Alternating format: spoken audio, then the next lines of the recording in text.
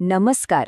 આજે આપણે એક એવી સરકારી શાળાની અદ્ભુત ગાથા વિશે વાત કરવાના છીએ જેણે સાબિત કરી દીધું છે કે સાચી પ્રતિભા અને મહેનત ક્યાંય પણ કોઈપણ સંજોગોમાં ચમકી શકે છે.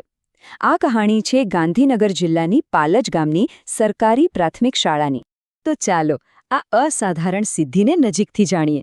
જુઓ, જ્યારે પણ આપણે નેશનલ લેવલની કોઈ સ્પર્ધા વિશે વિચારીએ ત્યારે આપણી નજર સામે મોટી મોટી મોંઘી ખાનગી શાળાઓનું ચિત્ર આવે, ખરું ને?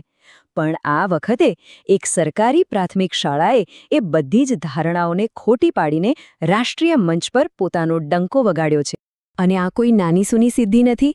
આપણે વાત કરી રહ્યા છીએ દેશની સૌથી પ્રતિષ્ઠિત ગણાતી રાષ્ટ્રીય ગણિત ઓલિમ્પિયાડની, જેમાં પાલજ શાળાના બાળકોએ જે કરી બતાવ્યું છે તે ખરેખર અકલ્પનીય છે.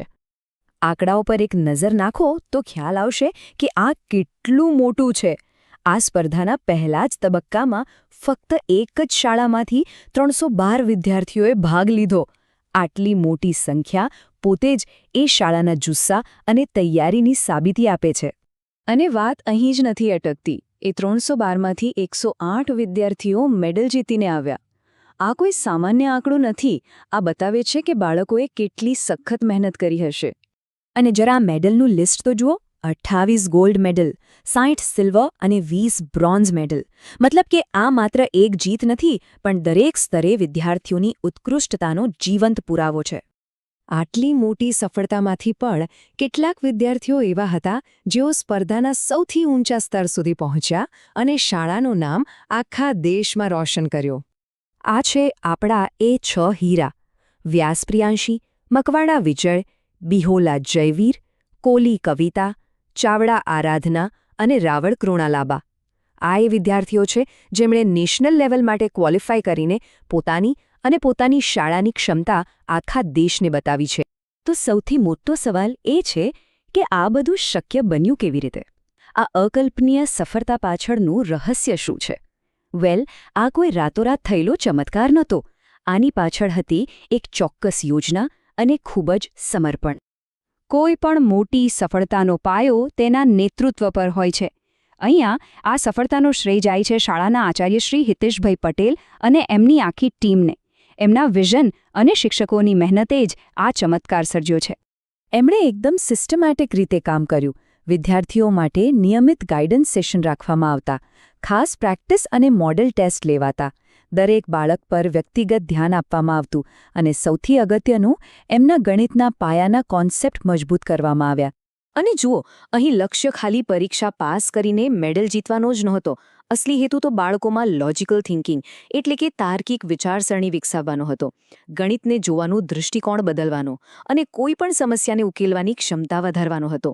આ એવી સ્કિલ છે જેમને જીવનભર કામ આવશે.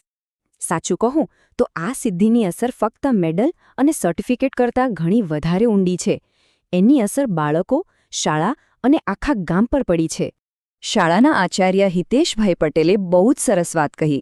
એમણે કહ્યું કે આ સફળતા માત્ર એક સ્પર્ધાની જીત નથી, પણ એ બાળકોમાં વિકસેલી ગણિતની સાચી સમજ અને એમના આત્મવિશ્વાસનું પ્રતીક છે.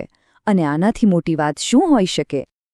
આ જીત ફક્ત શાળાની નહોતી, પણ આખા ગામની હતી. ગામના લોકો, વાલીઓ, સ્થાનિક અધિકારીઓ બધાએ ભેગા મળીને આ સફળતાની ઉજવણી કરી. આ એક એવી ક્ષણ હતી જેણે આખા સમુદાયને ગૌરવ અને એકતાના તાંતણે બાંધી દીધો. પાલજ શાળાની આ કહાણી ખાલી એક ગામ કે એક જિલ્લા પૂરતી નથી. આ તો આખા દેશ માટે એક ઉદાહરણ છે, એક મોડલ છે જે સરકારી શાળાઓની સાચી તાકાત બતાવે છે.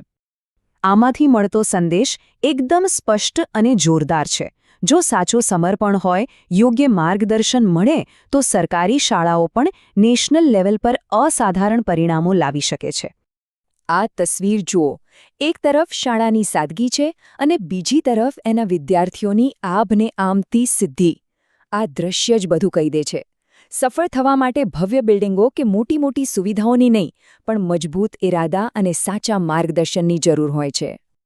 અને અંતે આખી વાત આપણને એક બહુ મોટા સવાલ પર લાવીને મૂકી દે છે. પાલજ શાળાની જેમ દેશની હજારો સરકારી શાળાઓમાં કેટલી બધી પ્રતિભાઓ છુપાયેલી હશે.